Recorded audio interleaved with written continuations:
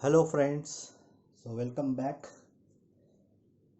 Till now, we have understood the effect of negative feedback on various operations of an amplifier, rather different kind of figures of merit. मैंने आपको बताया था कि noise reduction में distortions को reduce करने में, चाहे वो फ्रीक्वेंसी डिस्टॉर्शन हो या एम्पलीट्यूड डिस्टॉर्शन हो, दोनों परिस्थितियों में निगेटिव फीडबैक कारगर सिद्ध होता है। हमने ये भी देखा था कि इनपुट इम्पीडेंस आउटपुट इम्पीडेंस के मैटर में जहां आपको इनपुट इम्पीडेंस कम करना हो तो कम कर देगा, इनपुट इम्पीडेंस बढ़ाना हो बढ़ा भी देगा। तो चार तरह के टोपोलॉजीज होती है: voltage series, current shunt, voltage shunt, current series. चार प्रकार के एम्पलीफायर्स होते हैं: voltage amplifier, current amplifier, trans resistance amplifier, trans conductance amplifier. हर परिस्थिति में ओके। तो आउटपुट इम्पीडेंस के बारे में बात करते हैं। याद रखिए, जैसे आपको पहले हमने बताया था कि type of mixing decides what will happen to input impedance after feedback. Similarly, we can say that type of sampling will decide the after effect on output impedance. Let me say like this. यदि आप current sampling करेंगे तो output impedance बढ़ेगा, यदि आप voltage sampling करेंगे output impedance घटेगा। So this is not मियर a verbal statement, ये मात्र एक वाक्य नहीं है, हम इसको मैथमेटिकली भी प्रूव कर सकते हैं। So just start looking into this, इसको देखते रहिए कि हम किस तरह से मैथमेटिकली इसको प्रूव करेंगे। आउटपुट इम्पीडेंस क्या होता है ये आपको पता है क्योंकि हमने अपने पिछले चैप्टर्स में इसको पढ़ा है। Output impedance is the impedance as seen through the output terminals when the load has been exterminated and the source of signal is eliminated by maintaining the internal resistance of the source of signal. अर्थात अगर आपके पास voltage source of signal है तो उसको short कर दीजिए और current source of signal है तो उसको ओपन कर दीजिए। आई रिपीट, इस चैप्टर में और ऑनवर्ड्स हमने एक नए तरीके को अपनाया है। हमने आरएस को पार्ट एंड पार्सल मान लिया है आरआई का। ये कारण है कि हम आरएस को अलग से प्रदर्शित नहीं कर रहे। चलिए, तो मैं एक की शुरुआत करता हूं, मैं एक एक दोनों टाइप के बता देता हूं, फिर एक एक दो टाइप के आप करेंगे।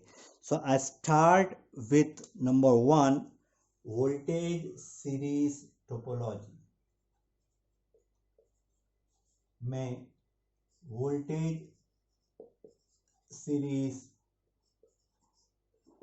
टोपोलॉजी से शुरुआत करता हूं। आपका फोकस इस पर होना चाहिए अब, एंड इसके बारे में फिलहाल चिंता करने की जरूरत नहीं है। अगर मैं इसके बारे में चिंता करूं तो वोल्टेज सैम्पलिंग है और हमको पता है voltage series topology voltage amplifier के लिए तर्क संगत है। अगर है तो सर्किट डायग्राम कैसा दिखाई पड़ेगा, देखिए। Look into the diagram now. Diagram में आपको हमने दिखाया है that this is a voltage series topology employed in a voltage amplifier.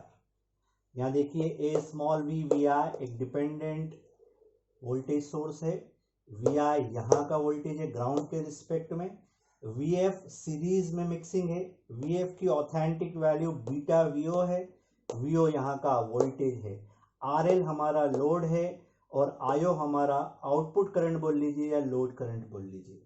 आई हमारा इनपुट करंट है and this is our are आई, और आर आई के अंदर आर एस इनकॉर्पोरेटेड है, इंटीग्रेटेड है। गौर से देख लीजिए प्लस माइनस के ओरिएंटेशन को। अब क्या करेंगे, हमको आउटपुट इंपीडेंस निकालना है, आर ओ एफ निकालना है। The first thing you must do is, यहां से आप लोड को एलिमिनेट कर दीजिए और जो सोर्स ऑफ सिग्नल है उसको आप शॉर्ट कर दीजिए। तो जैसे आप इसको शॉर्ट करेंगे Vs विल बी गॉन, और अपनी तरफ से यहां पर एक वोल्टेज सोर्स स्वयं लगा दीजिए, सो दैट वो जो करंट अंदर भेज रहा है वो I है। माइंड दैट I और IO में एग्जैक्टली 180 डिग्री का अंतर है, यानी I इज माइनस IO, जो हमने IO शुरू में एज्यूम किया था। अब अगर मैं ये पता लगा पाया that what is the value of V divided by I, then that should be officially the value of ROF। ये ROF की ऑफिशियल वैल्यू होना चाहिए। आप में से कोई सोच रहा होगा इसको RO क्यों नहीं बोल रहे, क्योंकि आज से पहले जब हम यहाँ से झांक कर देखते थे तो उसको हम RO बोलते थे, ये F वर्ड क्यों डाल दिया? F stands for feedback. Feedback के पश्चात जो वैल्यू होगी वो ROF कहलाएगी।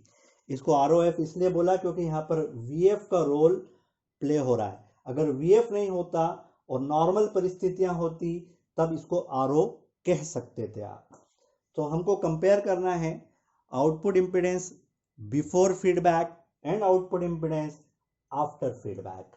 So the stage is all set. Drama का जो स्टेज है वो सेट हो गया है। अब हमको V/I की वैल्यू हमारे सर्किट एनालिसिस के लॉजिक से या मैथमेटिक्स से हमको निकालना है। चलिए कुछ चीज़ें मुझे रब करना होगी, पर आप लोगों ने अपनी कॉपी में नोट कर लिया होगा, आप उसको रेफर करते जाइएगा। कोई चीज़ समझ में नहीं आए तो वीडियो को पॉज करके आप पीछे जाकर देख लीजिए। This is one of the advantages of using video lectures. चलिए, तो मैं V/I की वैल्यू निकाल देता हूँ। प्लस माइनस का आप ख्याल रखिएगा, डायरेक्शंस मैंने कैसे लिए उसको ज़रूर गौर से देखिएगा। तो बीटा की वैल्यू यहाँ से जो VF equal to beta VO होता था, अब क्योंकि VO जो है वो V के बराबर हो गया है तो मैं यहाँ पर लिख दूंगा beta times V equal to VF। अब सोचिए कि यहाँ पर I की वैल्यू कैसे निर्धारित होगी। अगर यहाँ किरचॉफ का वोल्टेज लॉ लगाया तो यहाँ पर दो बैटरी आमने सामने कनेक्टेड है, तो जो बैटरी जीतेगी वो अपने करंट को मनवाएगी, डिक्टेट करेगी। मान लेते हैं कि ये बैटरी बड़ी है ये छोटी है, तो मिलेगा V minus A small v VI, right, divided by RO is equal to I। ये हमारी करंट की वैल्यू होना चाहिए फ्रॉम दिस सर्किट। तो this must be very very clear, apparent होना चाहिए, बहुत आसानी से समझ में आना चाहिए। सो ये दोनों एक दूसरे के अपोजिशन में है। So V minus A small v VI upon RO is the resistance और impedance here, so equal to I। अब देखते हैं कि हम इस लूप के बारे में क्या कह सकते हैं। अगर इस लूप में आपने किरचॉफ का वोल्टेज लॉ लगाया तो किरचॉफ का वोल्टेज लॉ लगाने से आपको यहाँ पर क्या मिलेगा, VS तो जा चुका है और डायरेक्शन देख लीजिए। If you don't mind I can write II RI plus VF is equal to 0। Can you see that? 0 इसलिए आया क्योंकि अब VS यहाँ से हट चुका है, गायब हो चुका है।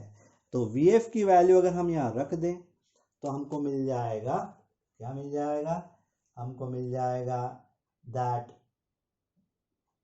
या हम एक काम और कर सकते थे, इसको II RI बोलने के बजाय खाली VI बोल देते हैं, प्लस टू माइनस। सो VI जो होगा वो माइनस ऑफ VF हो जाएगा और VF की वैल्यू होगी बीटा टाइम्स V। तो VI की वैल्यू हो जाएगी minus beta times V। If that is okay with you, अगर ये आपके लिए पर्याप्त है, तो क्या आप कह सकते हैं कि मैं इस वी आई की वैल्यू को यहाँ ले जाकर अगर सब्सटीट्यूट कर दूँ, then what shall I get, मुझे मिलेगा, let me rub it out, आप लोग इसको बिल्कुल नीटली बना के देखिएगा। तो वी आई की वैल्यू जैसे यहाँ रखी, हमको मिलेगा v minus A small v और minus minus plus beta times capital V upon R O equal to I. I hope you are comfortable till now. आप यहाँ तक कंफर्टेबल हैं ऐसा मैं मान रहा हूँ। इस v में से ब्रैकेट कॉमन निकाल लिया तो v बाहर निकलेगा, अंदर बचेगा 1 प्लस ए स्मॉल v बीटा। मैं बार बार स्मॉल और कैपिटल पर जोर दे रहा हूँ। जिस तरह से आपके पासवर्ड केस सेंसिटिव होते हैं, एनालॉग इलेक्ट्रॉनिक्स में आपके जो नोटेशंस हैं वो भी केस सेंसिटिव होते हैं। जहाँ लोअर केस या स्मॉल लेटर लेना है वहाँ स्मॉल लेना है, जहाँ कैपिटल लेना है वहाँ कैपिटल ही लेना है, अन्यथा अदरवाइज मतलब कुछ का कुछ और निकल जाएगा। तो मैंने यहाँ से v कॉमन निकाला, 1 प्लस ए वी बीटा हो गया, और v को कॉमन निकाल के i को इधर ले गया, r को उधर ले गया। जैसे मैं ऐसा करूँगा तो मुझे मिलेगा v अपॉन i, आप देख लीजिएगा, R O upon 1 plus small v beta. क्या आया? v upon i equal to R O upon 1 plus a small v beta. But what is officially the meaning of v by I? Officially v by I is nothing but ROF. So ROF की value मिल गई, क्या मिल गई? Equal to this. So I conclude ROF in a voltage series topology is original RO without feedback वाला upon 1 plus ए small v beta. आप में से कुछ लोग थोड़ा सा टेम्पटेशन महसूस कर रहे होंगे, कहेंगे सर इसको कैपिटल डी लिख दीजिए, देन आई डिनाई दैट, मैं उसको डिनाई करूँगा। कारण ये है कि अगर ये 1 प्लस ए कैपिटल v बीटा होता तब तो मैं उसको कैपिटल डी लिख देता, लेकिन क्योंकि ये 1 प्लस ए स्मॉल v बीटा है इसलिए हम इस बात के अधिकारी नहीं हैं कि हम इसको कैपिटल डी लिखें। एंड डोंट से कि सर इसको स्मॉल डी लिख दीजिए, क्योंकि ऐसी कोई टर्मिनोलॉजी होती नहीं है। तो आप माइंड कीजिए, याद रखिएगा कहाँ पर कैपिटल आ रहा है कहाँ पर नहीं आ रहा है। तो यहाँ पर आर ओ एफ की value I R O upon 1 plus A small V beta. You can not call it D sensitivity factor. Okay, एक मैंने कर दिया, वोल्टेज सीरीज वाला मैंने कर दिया है। अब वोल्टेज शंट वाला आप करेंगे, वहाँ पर भी कुछ इससे मिलता जुलता आंसर आएगा। मैं प्रेडिक्ट कर दूं क्या आंसर आएगा। अगर आपने सेम एक्टिविटी वोल्टेज शंट के लिए करी होती तो वोल्टेज शंट वाले की सिचुएशन में ये फॉर्मूला ऐसा बनता, वोल्टेज शंट टोपोलॉजी के लिए आपको मिलता R O F equal to R O upon, yes will tell me कि अपॉन 1 प्लस क्या आएगा, बीटा तो आएगा, साथ में क्या आएगा, याद कीजिए हाउ टू थिंक। ये वोल्टेज शंट है, तो वोल्टेज शंट किसके लिए होता है? जिसमें आउटपुट पे वोल्टेज इंपॉर्टेंट हो, इनपुट पर करंट इंपॉर्टेंट हो, यानी ट्रांस रेजिस्टेंस के लिए। तो यहाँ पर आएगा capital R small m times beta. Mind that यहाँ स्मॉल m आएगा क्योंकि यहाँ पे स्मॉल v आया है। So this is the logic, ये लॉजिक है जिसके माध्यम से हम इसको करेंगे।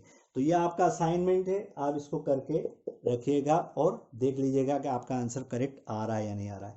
तो जहाँ जहाँ वोल्टेज सैंपलिंग होगी फॉर्मूला एक जैसा बनेगा, उसका जो फॉर्मेट है वो ऑलमोस्ट एक जैसा होगा।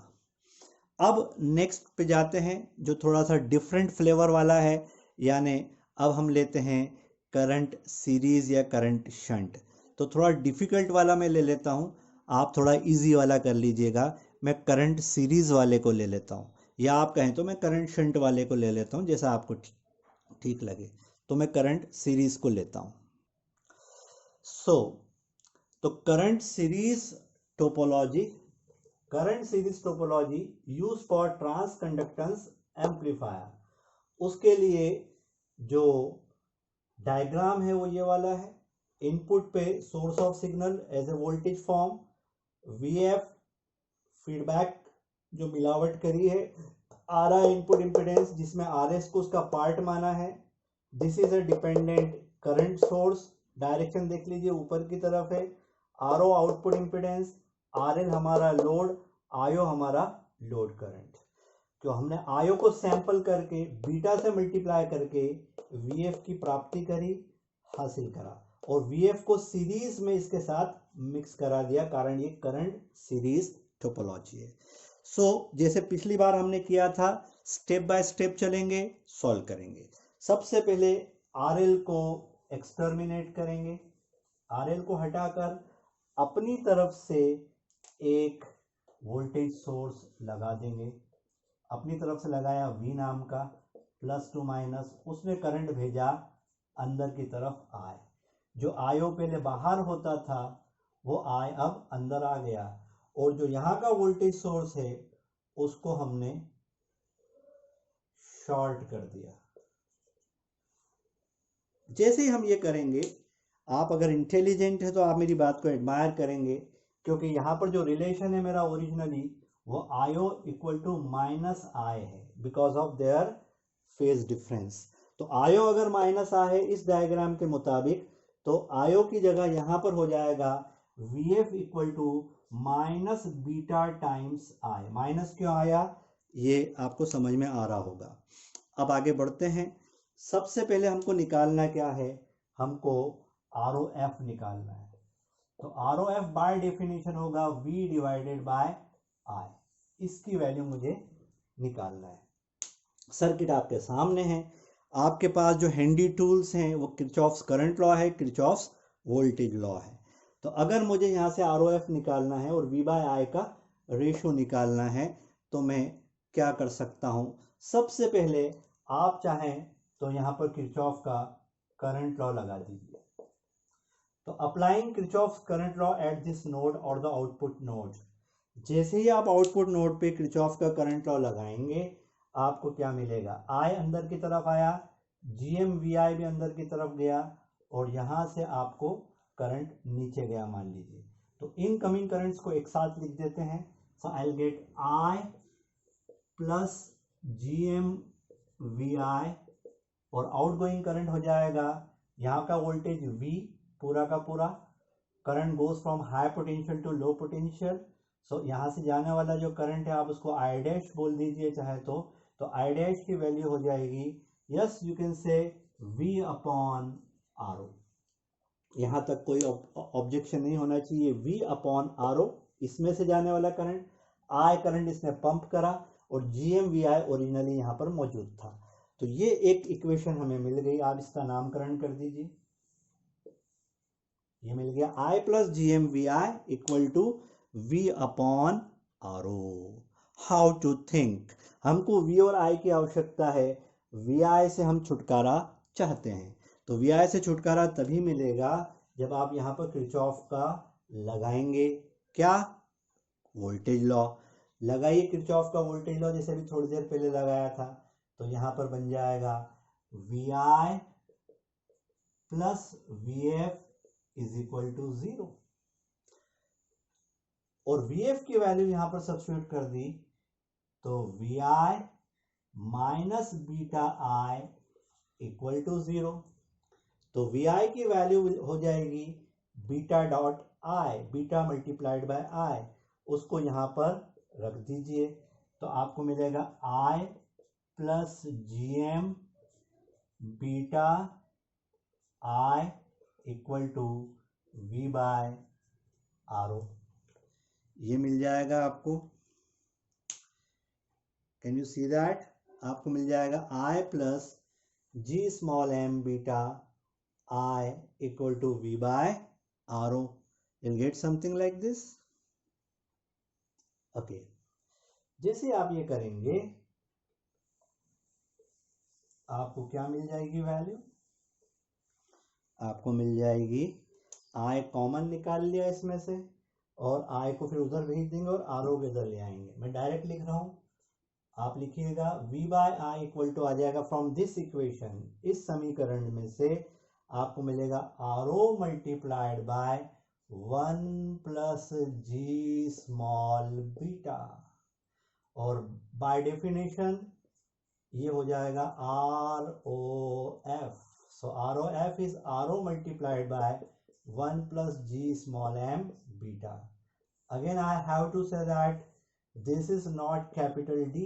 You don't call it desensitivity factor. You need to call it, आपको इसको कुछ और नाम देना चाहिए, लेकिन ये डिसेंसिटिविटी फैक्टर नहीं है क्योंकि जी स्मॉल एम आ रहा है।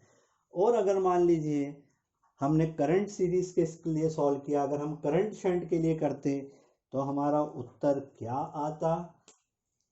करंट शंट के लिए, जैसा कि आप अभी करेंगे अपनी कॉपीज में एज एन होमवर्क, आपका आर ओ एफ आता R O into 1 plus, sorry voltage shunt के लिए,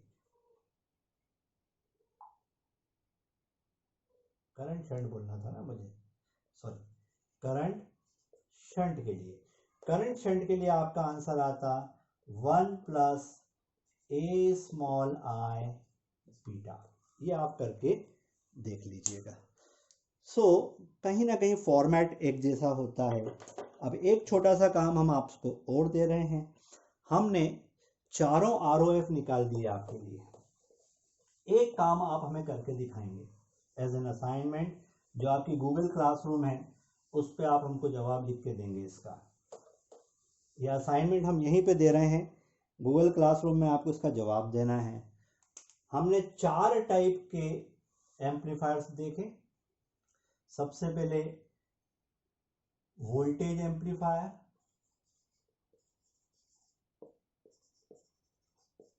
फिर दूसरे नंबर पर करंट एम्पलीफायर, तीसरे स्थान पर ट्रांस कंडक्टेंस एम्पलीफायर और चौथे स्थान पर ट्रांस रेजिस्टेंस एम्पलीफायर। 4 तरह के एम्पलीफायर, 4 तरह की टोपोलॉजी। तो टोपोलॉजी कौन सी यूज हुई? वोल्टेज एम्पलीफायर के लिए voltage series topology, current amplifier के लिए yes current shunt topology, transconductance के लिए अब आपको पता चल गया है करंट सीरीज टोपोलॉजी, और ट्रांस रेजिस्टेंस के लिए बता दीजिए वोल्टेज शंट टोपोलॉजी। ये 4 तरह की टोपोलॉजी यूज हुई। जब 4 तरह की टोपोलॉजी हुई तो इन चारों स्थानों पे आपको आर आई क्या मिला और आर ओ क्या मिला। यहां लिख देते हैं टाइप ऑफ एम्पलीफायर, यहां लिख देते हैं मेडिसिन या टोपोलॉजी। उसका इलाज करने के लिए, उसको बेहतर बनाने के लिए हमने उसको क्या एक्सरसाइज दी, राइट। फिर हमने यहां लिख देते हैं, यहां लिख देते हैं आर आई कितना बना, आर आई एफ कितना बना, और यहां लिख देते हैं आर ओ एफ कितना बना। तो आर आई एफ बना वोल्टेज सीरीज वाले का, याद दिलाइए आर आई एफ कितना बना, क्योंकि वोल्टेज सीरीज में सीरीज मिक्सिंग है और वो इनपुट इंपेडेंस को क्या करेगा, बढ़ाएगा, राइट। तो हमको मिला होगा R I multiplied by capital D 1 plus A V beta. ये करंट शंट है, यहां हमें मिला था R I upon 1 plus A capital I beta, यानी कम हो गया था। ये करंट सीरीज है, हमें मिला था R I into 1 plus G capital M beta. ये वोल्टेज शंट है तो हमें यहाँ मिला होगा R I upon 1 plus R capital M beta. R O F अभी थोड़ी देर पहले आपको इस लेक्चर में बताया गया है, आप तैयार करिए। तो क्योंकि ये वोल्टेज सीरीज है, वोल्टेज सैम्पलिंग हो रही है, तो वोल्टेज सैम्पलिंग के केस में आउटपुट इम्पीडेंस घटता है, तो हो जाएगा आर ओ अपॉन 1 प्लस ए small V beta. Current shunt है, करंट सैम्पलिंग हो रही है, तो आर ओ इंटू हो जाएगा 1 plus A small I beta, multiply हो जाएगा। करंट सीरीज है तो यहाँ पर हो जाएगा बढ़कर R O into 1 plus G small M beta. और last but not the least यहाँ पर हो जाएगा R O upon 1 plus R small M beta. Point to be noted, यहाँ पर सब में कैपिटल कैपिटल कैपिटल चल रहा है ना, कैपिटल डी का इस्तेमाल हो रहा है, यहाँ पर सब स्मॉल स्मॉल स्मॉल का इस्तेमाल हो रहा है। तो ये टेबल बहुत इंपॉर्टेंट है। लेकिन इस टेबल में एक चीज़ और आपको पढ़ना चाहिए जो मैं यहाँ पर मिटार कर लिख रहा हूँ, आप इसको एक्सपेंड कर लीजिएगा। मेरे पास जगह ख़त्म हो रही है पर आपके पास जगह मौजूद है, तो इसका मैं एक खंड और बना सकता हूँ, एक कॉलम और बना सकता हूँ। वो कॉलम मैं यहाँ पर RIF को या इस टोपोलॉजी को मिटा कर लिख देता हूँ, आप बना लेना आपके हिसाब से। नेक्स्ट कॉलम जो मुझे बनाना चाहिए था वो था ROF डैश। अगर इन चारों का ROF डैश निकालता तो क्या आंसर आता, ये आपका असाइनमेंट है। तो आप कहेंगे कि ROF डैश है क्या, पहले ये तो बताइए सर। तो मैं आपसे सवाल करूंगा कि RO डैश क्या होता है, पहले आप मुझे बता दीजिए। तो आप कहेंगे कि सर RO डैश तो आपने ही पढ़ाया था, आपने बताया था कि RO डैश जो होता है वो आउटपुट इम्पीडेंस का RO in parallel with RL होता है। तो मेरा भी जवाब ये होगा कि ROF डैश जो होगा वो ROF जो आपने अभी यहाँ निकाला उसका पैरेलल कॉम्बिनेशन विथ RL होगा। तो चारों परिदशाओं में आप इस फॉर्मूले को लगा कर पैरेलल फॉर्मूला लगाकर मुझे ROF डैश के फॉर्मूले निकाल कर एज एन असाइनमेंट सबमिट करेंगे, and you have to learn it after deriving that. Reason ये है कि आपको एग्जामिनेशन में जब न्यूमेरिकल सॉल्व करोगे तो आपसे ROF भी पूछा जा सकता है, ROF डैश भी पूछा जा सकता है, और दोनों के फॉर्मूले में थोड़ा थोड़ा अंतर है, कहीं कैपिटल है, कहीं स्मॉल है, कहीं न्यूमरेटर में है, कहीं डिनोमिनेटर में है। So it has got all the shades and the colours, so you have to be very cautious. So we stop here. हमने यहाँ तक की चीज़ें आपको समझा दी है। अब इसके अगला जो पार्ट है हम वो न्यूमेरिकल एनालिसिस पे जाएंगे। So will straight away dive into the problems, circuit solve करेंगे। So stay tuned.